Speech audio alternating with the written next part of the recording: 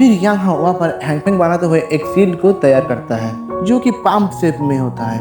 लेकिन इसे जयान भी कमाल का बंद था। ये सब जब भी जयान की नजर में आता है तभी वो अपनी बिजली की रफ्तार से यांग हाओ के पीछे चला जाता है और उसकी उसे रिस्ट पर 2 फिंगर से अटैक करता है, जिससे यांग हाओ की बैलेंस बिगड़ जाता है। उसके बाद जयान यांग हाओ को एक जोर से मुक्का मारता है, जिससे इस बंदे का अकल ठिकाने लग जाता है। लेकिन ये कुत्ते को तुम सुधरने वाला नहीं था, तो वो फिर से वो फॉर्मेशन तैयार करने की कोशिश करता है और वो बना भी लेता है, जिससे एक चाइन पाम निकलता है जो जयान की तरफ जाने लगता है। जो देखकर जयान कहता है कि लगता है अब उसे यूज करने का वक्त आ गया। जो कहने के बाद ही देखते हैं कि जयान वहाँ पर एक हैंड साइन बना लेता है और फिर हम लोग देखते हैं कि वहाँ पर फायर का एक बहुत बड़ा शील्ड बन जाता है, जिससे जैसे उसके पाम अटैक टकराता है तो वो पूरी तरह से डिस्ट्रॉय हो जाता है। यहाँ हाउ भी इन नजर देख के पूरी तरह से हैरान हो जाते हैं। तो उसके बाद ही हम लोग देखते हैं कि चारों तरफ धरती कांपने लगता है और उस बैटल एरिना की फ्लोर पे क्रैक आना शुरू हो जाता है। जमीन के अंदर से लावे से भरा हुआ एक टोर्नेडो जयान यहाँ पर क्रिएट कर देता है, जिससे कि पूरी एरिना में उस टोर्नेडो को एनर्जी फैलने लगता है और जिसके कारण आधे से ज्यादा ऑडियंस उस मैदान को छोड़ के भागने लगते हैं। जयान की तरह क्रिएट किया गया ये टोर्नेडो उस टाइम बहुत ही ज्यादा आई कैचिंग हो गया था।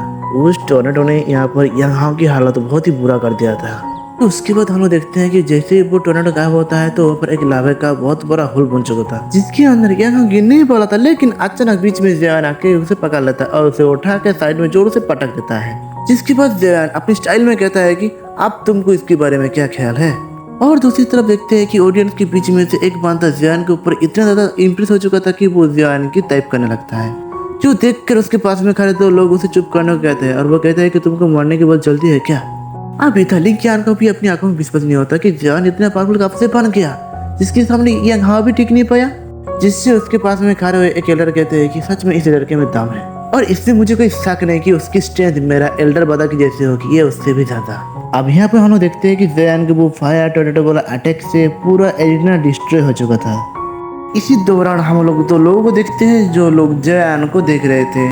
उनमें से लड़की के नाम है होएलिंग, जो कहती है कि मरना पड़ेगा। इस लड़के की अपनी फ्लेम पे बहुत अच्छा कंट्रोल है। जिससे दूसरा बंदा कहता है कि हाँ, लेकिन मुझे नहीं लगता कि इसके पास सिर्फ फ्लेम की पावर है, इसके अंदर बहुत सारे राज छुपा हुआ है। जिसपे होलिंग कहती है कि हाँ, मगर मैं देखना चाहता हूँ कि मेरा रेड लोटस फायर अटैक ज्यादा पावरफुल है या जयान की फायर अटैक। दूसरी तरफ हम लोग यांग हाओ को देखते हैं जिसके पूरा बैंड बज चुका था, लेकिन वो फिर भी जयान को मारने जाने के लिए आगे बढ़ता है। तो तभी उसके सेकंड मदर आता है और उसे रोकते हुए कहते हैं कि तुमको शर्म नहीं आती, तुम एक आउटसाइडर से हार गए, तुम तो हमारे क्लाइंट का नाक कटवा दिया।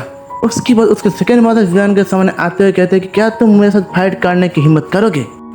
जिसपे जयान हंसते हुए कहता है कि शायद आपको मेरे साथ लड़ने के लिए और 2 बंदे की जरूरत होगा। जिसपे दूसरा बंदा फुल कॉन्फिडेंस के साथ कहता है कि नहीं, मुझे तुम्हारे साथ लड़ने के लिए किसी दूसरे की मदद जरूरत नहीं है, मैं तो अकेला ही काफी हूँ तुम्हारे लिए।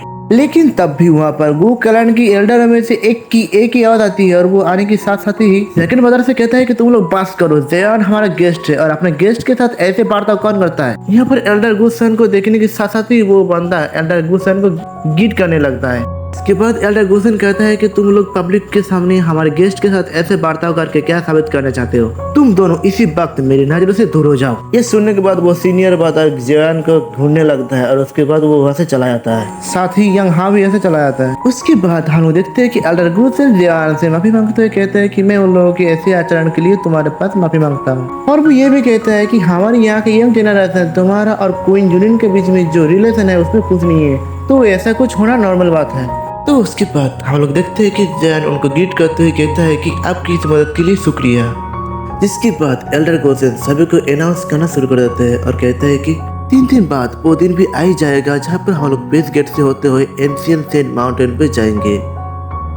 लेकिन मैं आप लोगों को ये जरूर कहूँगा कि आप लोग वहाँ पर अपना खास ख्याल रखिएगा, क्योंकि एक बार अगर आप हर्ट में खो गए तो यहाँ पर आप दोबारा वापस नहीं आ सकते। और ये अनाउंस होने के बाद ही वहाँ पर सारे के सारे लोग बहुत ही ज्यादा एक्साइटेड हो जाते हैं। और वहीं पर हम लोग एक मिस्टीरियस ए पार्सल को देखते हैं जो जयान की तरफ देख रहा था और किलिंग वाला एटीट्यूड से मुस्कुरा रहा था। तो मेरे प्यारे फ्रेंड्स, अगले वीडियो बहुत ही एक्साइटिंग होने वाला है, क्योंकि ये बंदा है ही कौन और ये क्या करना चाहता है। क्या जयान इस नया मुसीबत का सामना कर पाएगा या हार जाएगा? ये देखने के लिए आप लोग जरूर से जरूर हमारा अगली पार्ट को देखना, अगली वीडियो को देखना, जहाँ पर मैं आप लोगों को पूरा डिटेल से बताऊंगा। और मेरे प्यारे फ्रेंड्स, तो अभी के लिए यहीं पर ही हमारा सेकंड पार्ट खत्म होता है। तो अब मिलते हैं नेक्स्ट वीडियो पे, तब तक के लिए तुम सब खुश रहना, अच्छे रहना, और अगर आप लोगों को मेरा वीडियो अच्छा लगता है तो लाइक करो, कमेंट करो, शेयर करो और सब्सक्राइब करके मेरा ये प्यारे से चैनल के साथ जुड़े रहना ऐसे अच्छे वीडियो देखने के लिए।